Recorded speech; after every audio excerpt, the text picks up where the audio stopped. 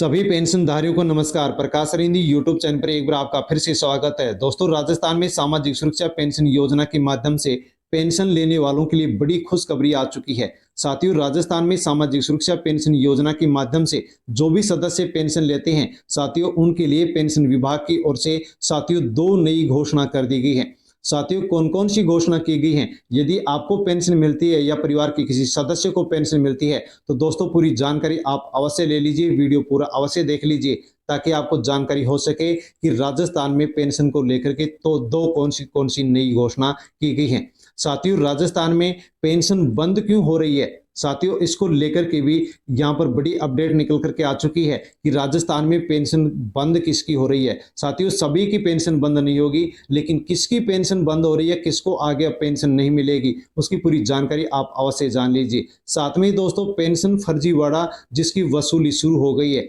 दोस्तों, जिनके द्वारा भी राजस्थान में आधार कार्ड में उम्र बढ़ा करके पेंशन ली है, अब उनसे वसूली शुरू हो चुकी है। क्योंकि साथियों, जिन भी लोगों के द्वारा जो कि अपात्र थे, आधार कार्ड में उम्र बढ़ा करके उनके द्वारा पेंशन ली है, तो सरकार ने आधार कार्ड, जन आधार कार्ड और राशन कार्ड में उनकी उम्र का, उनकी जो एज है उसका मिलान किया है। और साथियों, जिसकी भी एज गलत मिली है, आधार कार्ड में बढ़ी हुई मिली है, साथियों उनको फर्जी घोषित कर दिया गया है, उनकी लिस्ट बना ली गई है। और अब ऐसे फर्जी जो भी पेंशनधारी थे उनसे राजस्थान में साथियों वसूली शुरू हो गई है और इनकी पेंशन को बंद कर दिया गया है। इनको पेंशन अब आगे नहीं मिलेगी और इनसे वसूली भी होगी।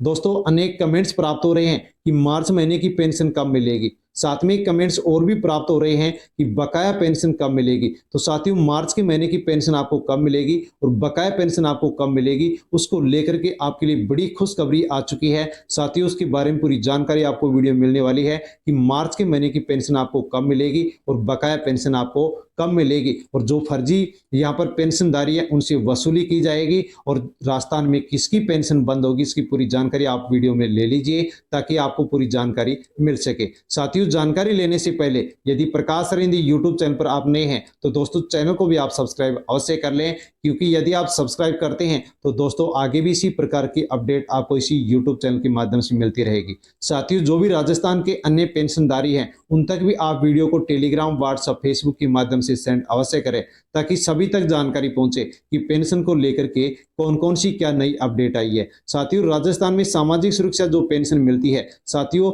इनकी जो 91 लाख से अधिक संख्या है वो साथियों दो स्कीम के माध्यम से, दो योजनाओं के माध्यम से मिलती है। यानी कि राजस्थान में 91 लाख पेंशनधारी हैं, इनमें से दोस्तों 77,72,000 जो 52 पेंशनधारी है वो राजस्थान सरकार की योजना के माध्यम से पेंशन लेते हैं। और उनमें से भी जो वृद्धजन पेंशनधारी हैं वो 51,35,135 हैं। और एकल नारी जो पेंशनधारी हैं वो राजस्थान में 18,03,188 हैं। विशिष्ट योग्यजन हैं वो 6,25,840 हैं। और कृषक वृद्धजन पेंशनधारी हैं वो 2,07,909 है। साथ में दोस्तों, राजस्थान सरकार के अलावा राजस्थान के ऐसे पेंशनधारी भी हैं जो केंद्र सरकार की योजना के माध्यम से भी पेंशन लेते हैं। तो साथियों, उनकी संख्या है 13,52,021, जिनमें से वृद्धजन पेंशनधारी हैं वो हैं 9,18,959 और विधवा पेंशनधारी हैं वो 4,16,327 हैं। और दिव्यांग पेंशनधारी हैं वो साथियों राजस्थान की 16,735 है। इस प्रकार से राजस्थान में केंद्र सरकार और राज्य सरकार के दो योजनाओं के माध्यम से राजस्थान में 91 लाख से अधिक पेंशनधारियों को पेंशन मिलती है। अब दोस्तों, सबसे पहले हम जानकारी लेते हैं कि राजस्थान में साथियों राजस्थान की वित्त मंत्री उप मुख्यमंत्री दिया कुमारी के द्वारा 19 फरवरी 2025 को साथियों बजट पेश किया गया। और इस राजस्थान बजट 2025 में राजस्थान में पेंशन कितनी बढ़ी है और ये कब से मिलना आपको शुरू होगी, पेंशन में बढ़ोतरी कम क्यों की गई है, तो साथियों इसके बारे में हम जानते हैं। तो साथियों, आपको जैसे कि विदित है कि 15% पेंशन प्रत्येक साल पेंशन में बढ़ोतरी होती है, लेकिन 1150 पेंशन कम से कम मिलती थी, बजट में 100 रुपए बढ़े और अब 1250 रुपए कम से कम पेंशन मिलेगी। तो 100 रुपए पेंशन क्यों बढ़ी, 15% पेंशन क्यों नहीं बढ़ी? तो साथियों, जो बची हुई पेंशन है वो जुलाई के महीने से बढ़ाई जाएगी। और साथियों, जो यहाँ पर 100 रुपए बढ़ाए गए हैं ये अप्रैल के महीने में स्वीकार होंगे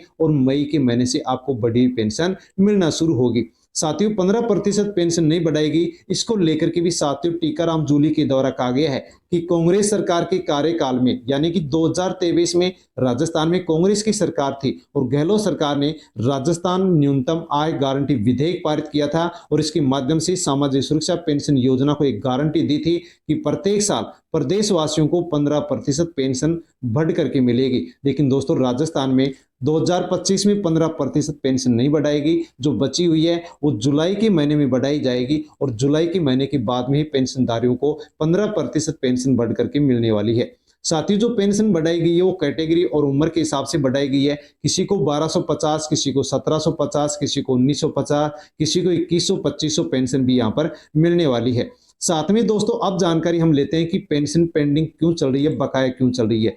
क्योंकि दोस्तों राजस्थान सामाजिक सुरक्षा पेंशन योजना में वार्षिक सत्यापन को अनिवार्य किया गया है और साथियों राजस्थान में अभी भी 91 लाख में से 14 लाख पेंशनधारी ऐसे हैं जिनका अभी भी सत्यापन हुआ है, पेंडिंग चल रही है। साथियों यहाँ पर आप देख सकते हैं कि 91 लाख पेंशनधारियों में से 73 लाख पेंशनधारियों का सत्यापन हुआ है, जो कि साथियों ये संख्या पहले 18 लाख, पहले ये संख्या 18 लाख बताई जा रही थी, लेकिन सरकार ने इसको अब बताया है कि 14 लाख पेंशनधारियों की अभी भी सत्यापन राजस्थान में बकाया है, पेंडिंग है और उनकी पेंशन उनके अकाउंट में नहीं डाली जा रही है। साथियों यदि आपकी भी बकाया है तो आपकी द्वारा सत्यापन अवश्य करवा लेना है। यदि सत्यापन करवा दिया है तो दोस्तों उसको चेक करना है कि आपका सत्यापन हुआ या नहीं हुआ। यदि आपका सत्यापन नहीं हुआ तो आपकी पेंशन रुकी हुई है, सत्यापन आपको दोबारा करवाना पड़ेगा ताकि आपकी बकाया जो पेंशन है वो आपके अकाउंट में डाली जा सके।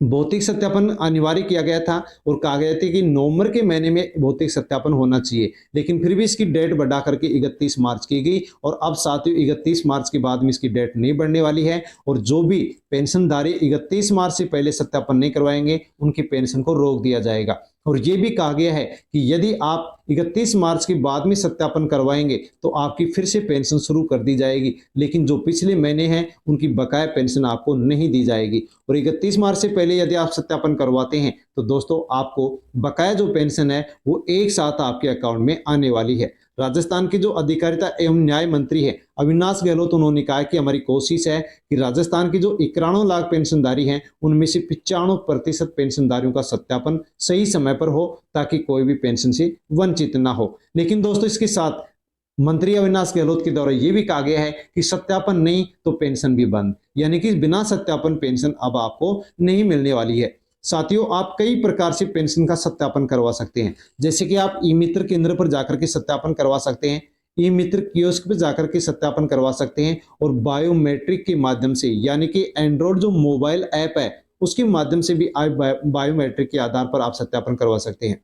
या पेंशन सत्यापन करने से संबंधित जो स्वीकृत जो अधिकारी है उसके सामने आप उपस्थित होकर के अपने आधार से जुड़ा हुआ जो मोबाइल नंबर है उस पर आप ओटीपी के माध्यम से भी आप सत्यापन करवा सकते हैं। और कहा गया है साथियों कि पेंशन सत्यापन ना होने की स्थिति में माह अप्रैल 2025 से पेंशन राशि का भुगतान रोक दिया जाएगा, इसलिए सत्यापन आप अवश्य करवा लें वरना आपकी पेंशन को रोक दिया जाएगा। फिर बाद में सत्यापन कराओगे उसके बाद में पेंशन आपको मिलेगी, लेकिन दोस्तों वो आपको बकाया पेंशन भी नहीं मिलेगी, आगे ही आपको पेंशन मिलने वाली है।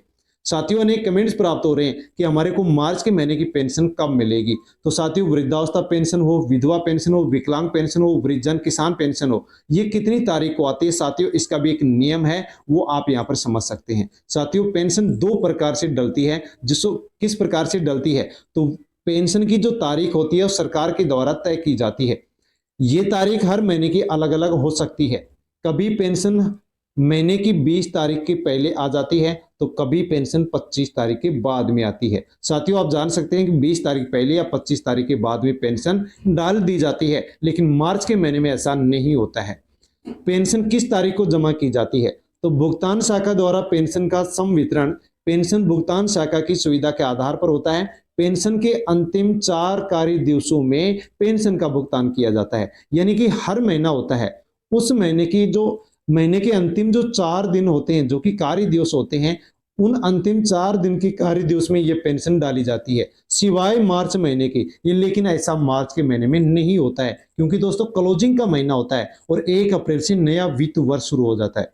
तो साथियों हर महीने के 20 तारीख पहले या 20 तारीख बाद में, या फिर महीने के जो अंतिम 4 कार्य दिवस होते हैं उसमें पेंशन डाल दी जाती है। लेकिन सिवाय मार्च महीने की, यानी मार्च के महीने में ऐसा नहीं होता है। तो मार्च महीने की जो पेंशन है वो अप्रैल के पहले कार्य दिवस को मिलती है या फिर उसके बाद में जमा की जाती है। तो मार्च के महीने में क्लोजिंग होती है तो उसमें पेंशन यहाँ पर नहीं डाली जाती है। अप्रैल का पहला कार्य दिवस यदि 1 अप्रैल को काम होता है, सरकार का कोई अवकाश नहीं होता है तो डाल दी जाती है, वरना फिर 2 को डाली जाती है। 2 को कार्य दिवस नहीं होता है तो साथियों यहाँ पर फिर 3 को डाली जाती है, यानी कि 1 अप्रैल या उसके बाद में यहाँ पर मार्च महीने की पेंशन डाली जाती है, क्योंकि इस प्रकार का नियम है, क्योंकि नया वित्त वर्ष शुरू हो जाता है।